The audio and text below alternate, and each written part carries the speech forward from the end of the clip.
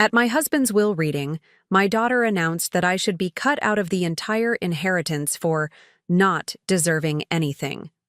She didn't expect that. To release the inheritance, she would need my signature. I'm glad to have you here. Follow my story until the end, and comment the city you're watching from, so I can see how far my story has reached. The mahogany conference table gleamed under the fluorescent lights, reflecting the faces of my family members like a distorted mirror. I sat at the far end, my hands folded neatly in my lap, trying to ignore the weight of 48 years of marriage that now rested on a stack of legal documents. Mr. Henderson, our family attorney, cleared his throat and adjusted his reading glasses. We are gathered here today for the reading of Frank Morrison's last will and testament. His voice, usually warm and professional, carried an undertone of tension I couldn't quite place. I watched my daughter Linda shift in her chair, her perfectly manicured nails tapping against the table. At 45, she still carried herself with that same air of entitlement she'd had since childhood. Her designer suit probably cost more than my entire wardrobe, but that didn't surprise me anymore. Before we proceed, Mr. Henderson continued, I must ensure all parties are present. Patricia Morrison? Here, I said softly. Linda Morrison Davies? Present, Linda responded, her voice sharp. The attorney proceeded to list our extended family. My two sons, Michael and Robert, along with their wives, and my sister-in-law, Margaret. Everyone was accounted for. Mr. Henderson opened the sealed envelope with careful precision. I, Frank Morrison, being of sound mind and body. The traditional preamble washed over me as I stared at Frank's empty chair.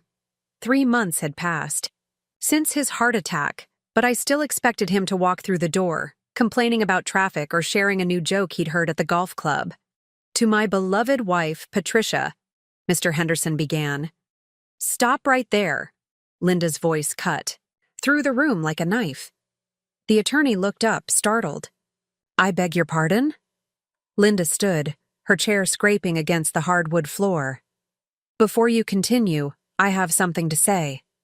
She turned to face everyone, but her eyes locked onto mine with an intensity that made my stomach clench. I don't believe my mother deserves anything from this estate, she declared, her voice trembling with what seemed like righteous anger. She was a terrible wife to my father, especially in his final years. The room fell silent. I felt the blood drain from my face as everyone turned to stare at me. Linda, please. Robert, my middle child, attempted to intervene. This isn't the time. No, it's exactly the time, Linda insisted. Everyone here knows how she neglected Dad, how she spent more time at her book club than at home, how she refused to learn about his medications or accompany him to his doctor appointments. My mouth went dry.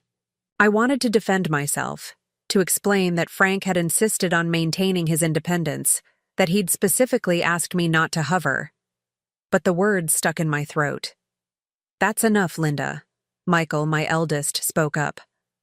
Mom took care of Dad for decades, did she? Linda's laugh was bitter. Or did she just go through the motions? I was the one who called him every day. I was the one who made sure he took his pills when I visited. She just existed in the same house. Mr. Henderson cleared his throat uncomfortably. Ms. Morrison Davies, I understand emotions are running high, but we need to proceed with the reading. No, Linda interrupted again. I want it on record that I believe my mother should be excluded from any inheritance. She doesn't deserve a penny of what my father worked so hard to build. My hands began to shake. I pressed them harder against my lap, willing myself not to cry. Not here. Not in front of everyone. Linda, that's not your decision to make. Margaret, Frank's sister, finally spoke. Your father's wishes are clear in his will. Well, maybe he was too sick to think clearly when he wrote it, Linda shot back. Mr. Henderson's face had turned an alarming shade of red. Ms. Morrison Davies, I must insist. Fine, Linda snapped, sitting back down. Continue, but I've said what needed to be said. The attorney took a deep breath and resumed reading. To my beloved wife, Patricia, I leave our family home, its contents, and 50% of all remaining assets after specific bequests have been distributed. I heard Linda's sharp intake of breath, but kept my eyes fixed on the table. To my daughter, Linda, Mr. Henderson continued, I leave 20% of the remaining assets, along with my collection of first edition books. As he read through the distributions to my sons and other family members, I felt a strange numbness settling over me. Linda's words echoed in my mind, each accusation like a physical blow.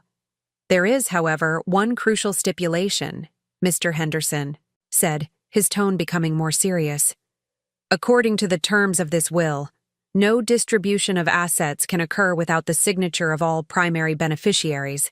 This includes you, Mrs. Morrison. The room went still. I looked up to find Linda, staring at me, her face pale. What does that mean? She demanded. Mr. Henderson removed his glasses and met her gaze directly. It means that without your mother's signature, no one receives anything. The estate remains in probate indefinitely. I watched the realization dawn on Linda's face. Her carefully planned humiliation had backfired spectacularly. Without my cooperation, she wouldn't see a dime of her inheritance. For the first time since the reading began, I felt something other than shame. It wasn't quite satisfaction, but it was close. Frank, even in death, had protected me in a way I never expected. As the meeting concluded and people began to file out, Linda remained seated, her eyes burning into me. I gathered my purse and stood, my legs surprisingly steady. "Mom," she called, out as I reached the door. "We need to talk." I paused, my hand on the doorknob. Without turning around, I said, "Not today, Linda. Not today." As I walked out into the afternoon sun, I realized I held more power in this moment than I had in years. The question was, what would I do with it? 3 days had passed since the will reading, and I hadn't answered a single one of Linda's calls. 47 missed calls, to be exact, each voicemail more desperate than the last. I sat in Frank's study, surrounded by his things, the leather-bound books he loved, the antique globe he'd spin while planning our next vacation, the framed photos of our life together. My fingers traced the edge of his desk, worn smooth from years of use. The doorbell rang, insistent and demanding. I knew who it was before I even looked through the peephole. "Mom, I know you're in there." Linda's voice carried through the heavy oak door. "We need to talk about the will." I opened the door but didn't invite her in. She looked different. Her usually perfect hair was slightly disheveled. Dark circles shadowed her eyes. "May I come in?" she asked, her tone softer than I'd heard in years. I stepped aside wordlessly. She followed me to the living room, her heels clicking against the hardwood floors Frank had installed himself 30 years ago. "I've been trying to reach you," she began, settling onto the sofa. "I know." I remained standing. "Mom, please." About what I said at the reading. I was emotional. Dad's death has been hard on all of us. I watched her fidget with her wedding ring, a nervous habit she'd had since childhood. Something wasn't right. "Linda, why are you really here?" She looked up, startled by my directness. We need to settle the estate. The house needs to be sold, assets distributed." "The house isn't being sold," I interrupted. "It's mine, according to your father's wishes." "But surely you don't want to live here alone. It's too big for one person." "That's not your decision to make." Her composure cracked. "Mom, please. I need you to sign those papers. I'm in trouble." There it was. The truth, finally. What kind of trouble? Linda's shoulders sagged. "Financial trouble. Bad investments. Some debts. I was counting on Dad's inheritance to fix things." I sat down across from her, maintaining distance. "How much do you owe?" 300,000, she whispered. My heart sank, not for her predicament, but for what it revealed about her motivations. Is that why you said those things? To shame me into signing quickly? She couldn't meet my eyes. I thought if I made you feel guilty enough. The doorbell rang again, interrupting her confession. This time, it was Michael. Mom? I brought something. You need to see, he said, holding up a manila envelope. He stopped short when he saw Linda. Oh, you're here. What's that? Linda asked, eyeing the envelope suspiciously. Michael handed it to me. Dad gave this to me last year. Said I should give it to you if anything happened to him, but only after the will reading. My hands trembled as I opened the envelope. Inside was a handwritten letter in Frank's familiar scrawl, along with several documents. My dearest Patricia, I read aloud. If you're reading this, then I'm gone. And knowing our Linda, she's probably causing trouble. I need you to know the truth about why I structured my will this way. Linda shifted uncomfortably as I continued reading. 6 months ago, Linda came to me asking for money. She'd made some poor financial decisions and was deep in debt. I offered to help her create a payment plan, to teach her fiscal responsibility, but she wanted a quick fix. When I refused to simply hand over the money, she became angry. She said things. Terrible things about you, about our marriage. I paused, my throat tight. Michael moved closer, placing a supportive hand on my shoulder. She threatened to contest any will that left you in control of our assets. She said she'd claim you were unfit, that you'd manipulated me in my illness. That's when I knew I needed to protect you. The signature requirement ensures she can't bully you into anything. You hold all the power now, my love. Use it wisely. The letter continued with more revelations about Linda's schemes, including her attempts to convince Frank to change his power of attorney and her secret meetings with lawyers to explore competency challenges. There's more, Michael said softly. Dad included bank statements showing Linda's withdrawals from their joint account. She'd been taking money for months without telling him. Linda's face had gone ashen. I can explain. Can you? I asked, my voice surprisingly steady. Can you explain why you tried to turn your father against me? Why you planned to challenge his mental capacity? Why you stole from him? It wasn't stealing. He said I could access that account. For emergencies, Michael corrected. Not for designer handbags and luxury vacations. I looked at the daughter I'd raised, searching for some trace of the little girl who used to crawl into my lap during thunderstorms. When had she become this stranger? I won't. Sign anything today? I announced, standing up. Or tomorrow, or next week. Mom, please. No, Linda. You've shown me who you really are. Now you'll have to live with the consequences. I could lose everything, she pleaded. Perhaps you should have thought of that before you tried to destroy your father's trust in me. Michael gathered the documents. I'll keep these safe, Mom, in case we need them later. Linda stood, her designer suit now looking more like armor than fashion. This isn't over. Yes, it is, I replied. At least for now. I need time to think about what I want to do. What Frank would have wanted me to do. After she left, Michael hugged me tight. I'm sorry, Mom. I had no idea things were this bad. Neither did I admitted. But your father did. He protected me even when I didn't know I needed protecting. That night, I sat in Frank's study again, his letter spread before me. At the bottom, he'd written one final note. Patricia, you were the best decision I ever made. Don't let anyone, not even our daughter, make you doubt that. Be strong, my love. You always were stronger than you knew. I folded the letter carefully and placed it in the desk drawer. Tomorrow, I would meet with Mr. Henderson to discuss my options. Linda wanted to play games with guilt and manipulation. She had no idea what I was capable of when pushed too far.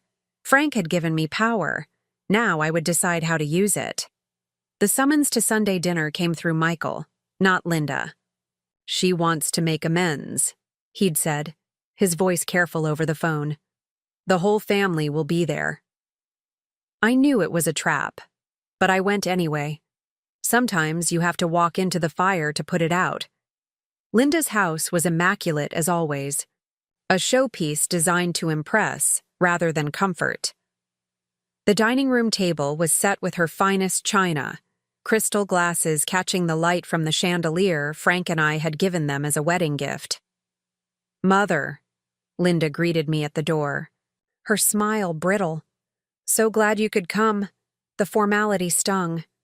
When had I become mother instead of mom? Robert and his wife Sarah were already there, along with Michael and his partner James. My grandchildren, Linda's twins, Emma and Ethan, sat quietly in the corner, absorbed in their phones. "Grandma." Emma looked up, starting to rise, but Linda's sharp look stopped her. "Let's eat first," Linda announced, ushering everyone to the table. "We can catch up during dinner." The meal was tense, conversation stilted. Linda kept steering topics toward family memories, painting herself as the devoted daughter. I watched her performance with growing unease. Finally, over dessert, she made her move. "I've been thinking about Dad a lot," she began, dabbing her eyes with her napkin. "About how much he relied on me in his final months." I set down my fork. "Is that so?" "Yes. I was practically living here, making sure he had everything he needed." She looked around the table, seeking support. "Mom was always so busy with her own activities." "Linda," Robert warned, but she pressed on. "It's true. Remember when Dad had that fall last spring? Who found him? Who took him to the hospital?" "The neighbor found him," I said quietly. "Mrs. Peterson. She called 911. Linda's composure slipped for a moment. "Well, yes, but I was the one who arrived 3 hours later, after he was already admitted." Michael finished. "I was in a meeting. At least I came." "Where were you, Mom? Book club again?" The room went silent. Even the grandchildren looked up from their phones. "I was at the hospital," I said, my voice steady despite the trembling in my hands. "I rode in the ambulance with him. I held his hand while they did the CT scan. I slept in that uncomfortable chair by his bed for 2 nights. That's not— I have the parking receipts," I continued. "The cafeteria receipts. The nurse's notes that list me as the primary caregiver present." Linda's face flushed. "Well, maybe that one time. Shall we talk about all the other times?" I pulled out my phone, opening the Notes app. "March 15th, Frank's cardiology appointment. You said you'd take him but canceled last minute for a spa day. April 3rd, his physical therapy session. You were supposed to drive him but forgot. May 22nd, the consultation with his neurologist. You didn't even call to ask how it went." "How do you know all this?" Linda sputtered. "Because I was there. Every single time. I rearranged my life, my activities, everything to make sure your father had what he needed. Mom kept a journal," Michael added. "She documented everything because Dad's doctor asked her to track his care." Linda turned to her siblings. "You're taking her side?" "There aren't sides, Linda," Robert said wearily. "There's just the truth." "What about the truth that she neglected him emotionally? That she was cold and distant?" I stood up, my chair scraping against the floor. "Emma, Ethan, would you please go to the den for a moment? The adults need to talk." Once the children left, I faced my daughter fully. "You want to talk about emotional neglect? Let's talk about the woman who visited her father once a month but called it practically living here. Let's talk about the daughter who borrowed money she never repaid and then accused her mother of being materialistic. I needed that money for what? Another shopping spree? Another vacation?" I pulled Frank's letter from my purse. "Or to cover the gambling debts you hid from your husband." The color drained from Linda's face. "How did you— Your father—" "Knew everything, Linda. He kept records, bank statements, credit card bills. He even hired a private investigator when he suspected you were lying about where his money was going." "That's an invasion of privacy." No, that's a father protecting his family's assets from a daughter who saw him as nothing more than a bank account. Linda's husband, Tom, who had been silent throughout dinner, finally spoke.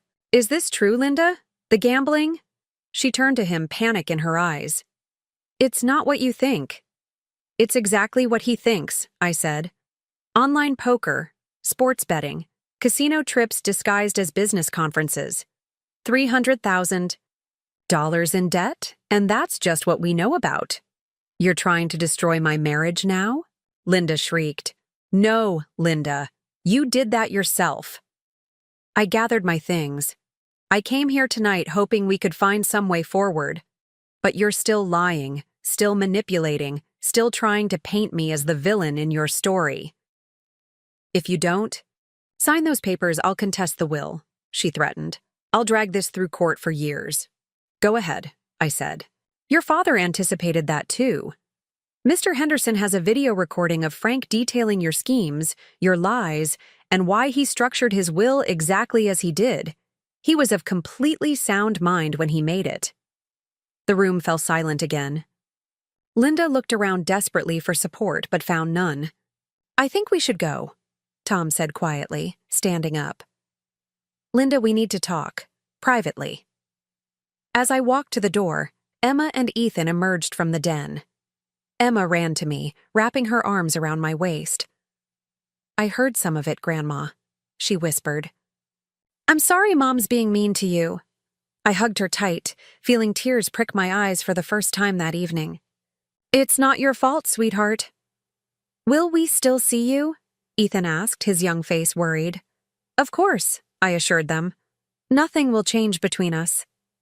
Linda watched this exchange, something flickering in her eyes. Regret? Shame? But it was gone as quickly as it appeared. As I drove home, I realized the confrontation had accomplished something unexpected. The truth was out now, laid bare for everyone to see. Linda's carefully constructed narrative had crumbled, and with it, her power over me. But I also knew this wasn't over.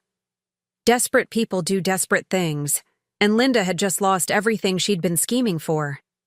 The question was, how far would she go to get it back? The registered letter arrived on a Tuesday morning, 2 weeks after the disastrous dinner. I recognized Linda's lawyer's letterhead immediately. With shaking hands, I opened it in my kitchen, Frank's favorite coffee mug still sitting in its usual spot by the sink. Notice of intent to contest will, the bold letters declared. I sank into a chair, scanning the legal jargon. Linda was claiming undue influence, diminished capacity, and elder abuse. She was painting me as a manipulative wife who had isolated Frank from his loving daughter. I called Mr. Henderson immediately. I've been expecting this, he said calmly. Don't worry, Patricia. We're well prepared. That afternoon, I sat in his office as he laid out a series of documents across his desk. Frank was thorough, he explained. He started preparing for this possibility over a year ago. A year ago? I was stunned. But he seemed fine then. Mr. Henderson smiled sadly. He was physically, but Linda's behavior had been troubling him for some time. He pushed a folder toward me. These are the investigation reports. I opened the folder with trembling fingers.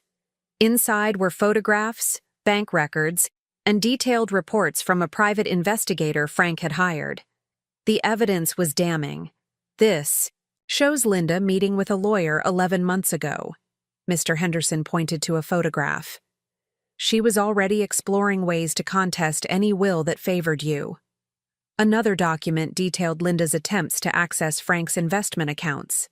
Without his knowledge, there were records of forged signatures, failed password attempts, and even a visit to the bank where she'd tried to convince a teller she had power of attorney.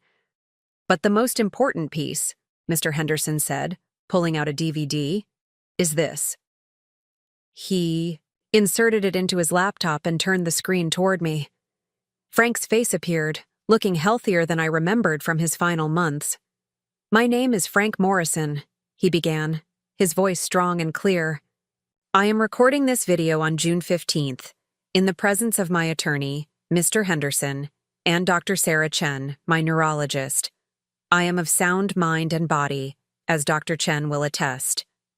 The camera panned to show Dr. Chen, who confirmed Frank's mental competency through a series of questions and cognitive tests. Frank continued, I am making this recording because I have reason to believe my daughter, Linda Morrison Davies, will contest my will after my death.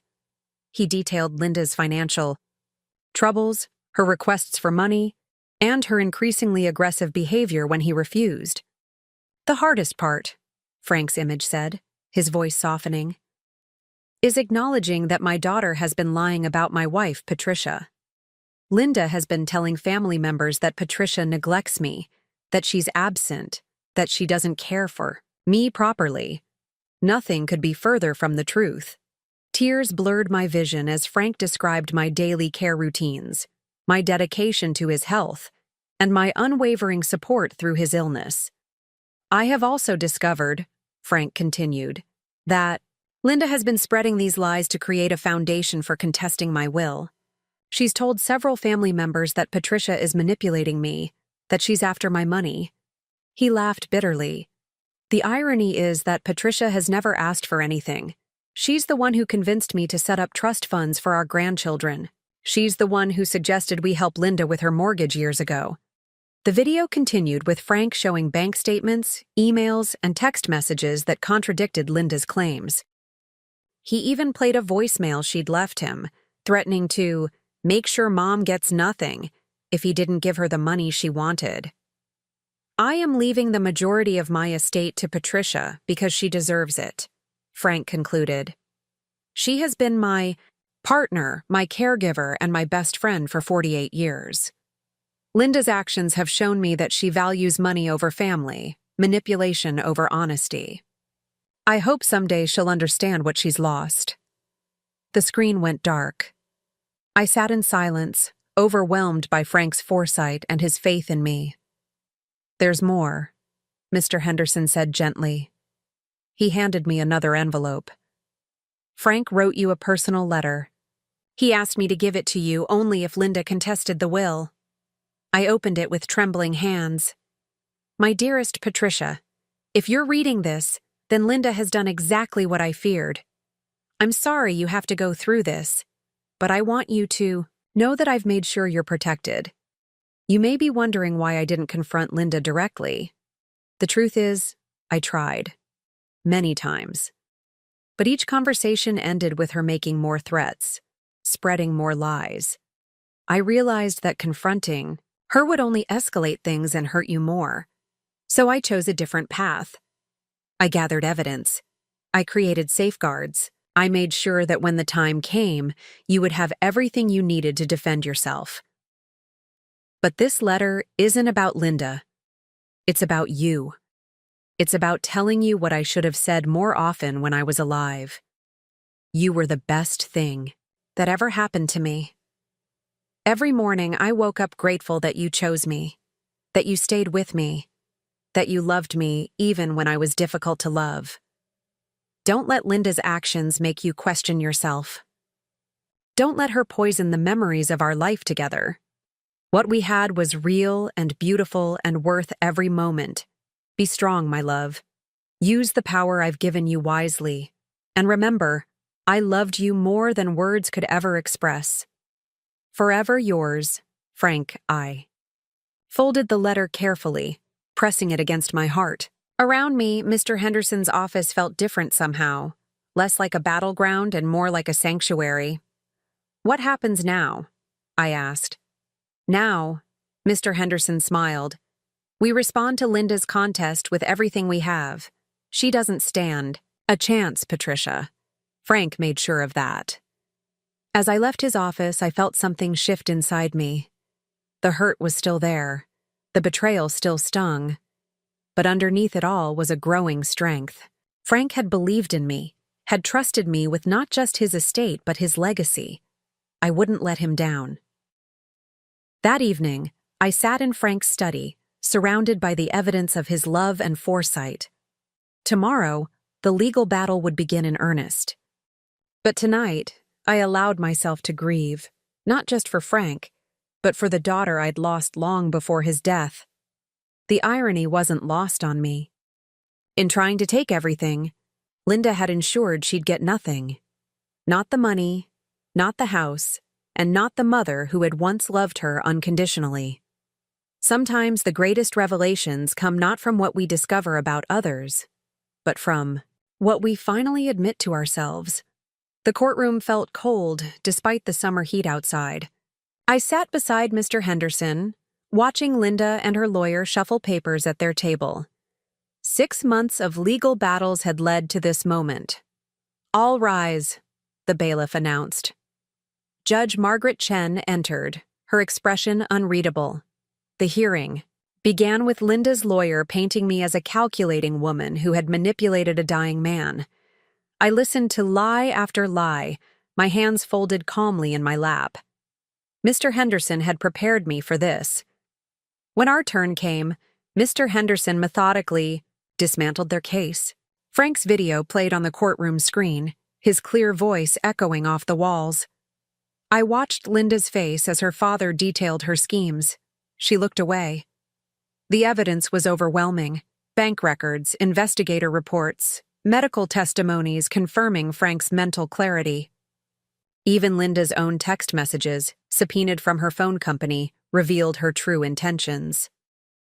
"Your Honor," Mr. Henderson concluded, "the evidence clearly shows that Frank Morrison was of sound mind when he created his will.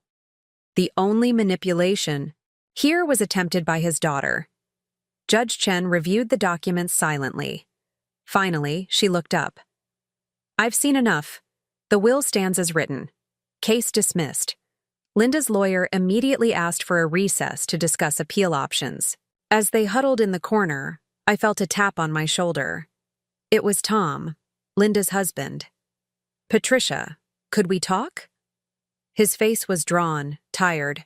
We stepped into the hallway. "I'm filing for divorce," he said quietly. I had no idea about the gambling, the debts, any of it. I nodded, unsurprised. "What about the children?" "They'll stay with me." "Linda, she needs help, but she has to want it first." He paused. "I'm sorry for everything she put you through." Before I could respond, Linda burst into the hallway. "Tom, what are you doing talking to her?" "It's over, Linda," he said firmly. "All of it." Her face contorted with rage. "This is your fault," she screamed at me. "You've ruined everything." "No, Linda," I said softly. "You did this to yourself." That evening, I sat in my lawyer's office. The will could finally be executed, but I had a different plan in mind. "I want to make some changes," I told Mr. Henderson. He raised his eyebrows. "Changes?" "I want to set up a trust for Linda's children. They shouldn't suffer for their mother's mistakes." I outlined my plan. Education funds, healthcare coverage, and a modest monthly allowance until they turned 25. "And Linda?" he asked. "She gets her 20%, but with conditions." I had thought long and hard about this. She must complete a financial management course and attend family therapy for at least 1 year. If she refuses or fails to complete these requirements, her share goes into the children's trust. Mr. Henderson smiled. "Frank would be proud of you." A week later, I called a family meeting at the house. Everyone came. Michael, Robert, their families, and even Linda looking defeated. "I've made my decision about the estate," I announced. "The will stands, but with modifications." I explained the trust for Emma and Ethan. Their faces lit up with relief. I detailed Linda's conditions. She started to protest, but Tom's firm hand on her arm stopped her. "Why?" Linda asked, her voice small. "After everything I did?" "Because you're still my daughter," I said simply. "And because I believe people can change if they truly want to." Tears welled in her eyes. For the first time in years, they seemed genuine. "I don't deserve this." "No," I agreed. "You don't. But your children do. And somewhere inside you is still the little girl who used to help me bake cookies on Sunday afternoons. I'm giving that girl a chance to come back." The room was silent. Then Linda did something unexpected. She stood up, walked over to me and hugged me. It was awkward, tentative, but real. "I'm sorry," she whispered. "For everything." I didn't say it was okay, because it wasn't. But I hugged her back, feeling something inside me finally begin to heal. After everyone left, I walked through the house Frank and I had shared for decades. His presence was everywhere. In the books he'd loved, the chair he'd favored, the garden he'd tended. I picked up the framed photo from our wedding day. Frank's young face smiled back at me, full of hope and love. "I did what you wanted me to. Do," I told his image. I used the power wisely. That night, I slept better than I had in months. The battle was over, but more importantly, I had won without becoming like Linda. I had chosen compassion over revenge, wisdom over vindictiveness. Frank had known I would make the right choice. He had trusted me not just with his estate, but with his legacy of kindness and family values. In the end, that trust was worth more than any inheritance. 2 years had passed since the court ruling, and life had settled into a new rhythm. I stood on the back porch of the house, my house now, watching the sunset paint the sky in shades of orange and pink. The garden Frank had loved was blooming with fresh life. Emma and Ethan visited every weekend, their laughter filling rooms that had been silent for too long. The trust had given them stability, and they were flourishing. Emma was preparing for college, while Ethan had discovered a passion for photography. "Grandma, look," Ethan called, running toward me with his camera. "I got the perfect shot of that hummingbird." I smiled, examining his photo. "Beautiful, sweetheart. You have your grandfather's eye for detail." Linda arrived to pick them up, right on time. The therapy had changed her. Gone was the designer-clad woman obsessed with appearances. In her place stood someone humbler, more genuine. "Mom," she greeted me, and the word felt different now, warmer, more honest. "How was therapy this week?" I asked. "Hard," she admitted. "We talked about Dad, about how I treated him, and you." She paused. "I have so many regrets." "Regrets are lessons in disguise," I said, Frank's favorite phrase coming naturally. She nodded, then surprised me by asking, "Would you like to have dinner with us next week? Just family dinner, no agenda." "I'd like that," I replied, and meant. But after they left, I went to Frank's study. I had finally finished organizing his papers, his books, his memories.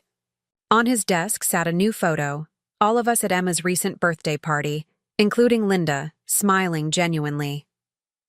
The doorbell rang. It was Michael and Robert with their families, arriving for our monthly dinner.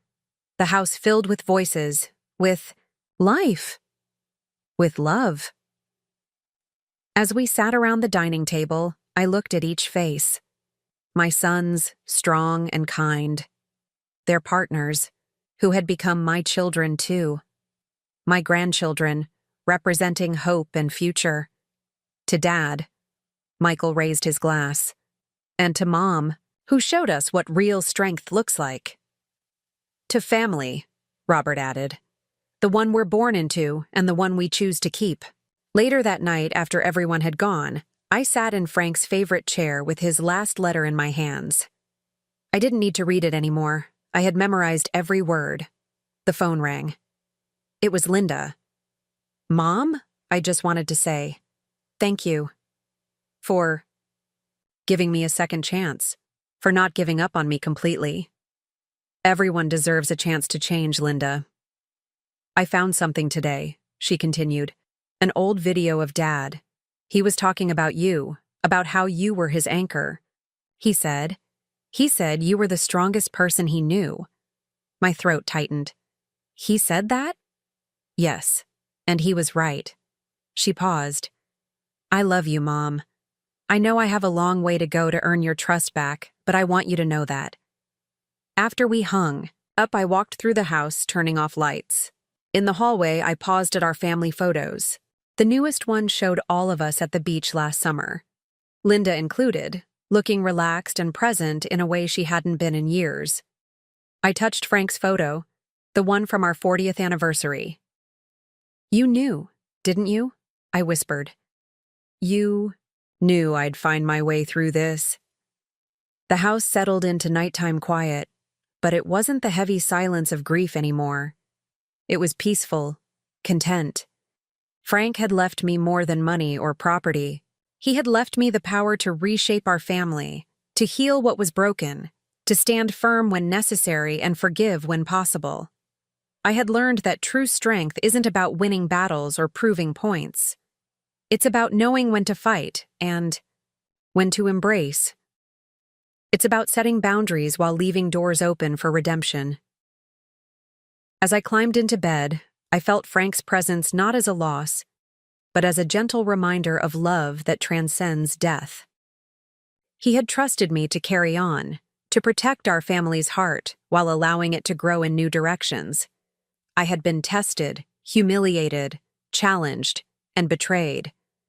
But in the end, I had emerged not just victorious, but transformed. I was no longer just Frank's widow or Linda's mother. I was Patricia, matriarch, protector, and proof that sometimes the greatest power lies in choosing love over bitterness, wisdom over revenge. The morning would bring new challenges, new joys, new opportunities. To live the life Frank had ensured I could have. And I would face them all with the strength he always knew I possessed. I closed my eyes, at peace with my choices, my family, and myself. Frank's final gift hadn't been his estate. It had been the chance to discover my own power and use it, to heal rather than harm. In that moment, I understood that this wasn't just an ending, it was a beginning.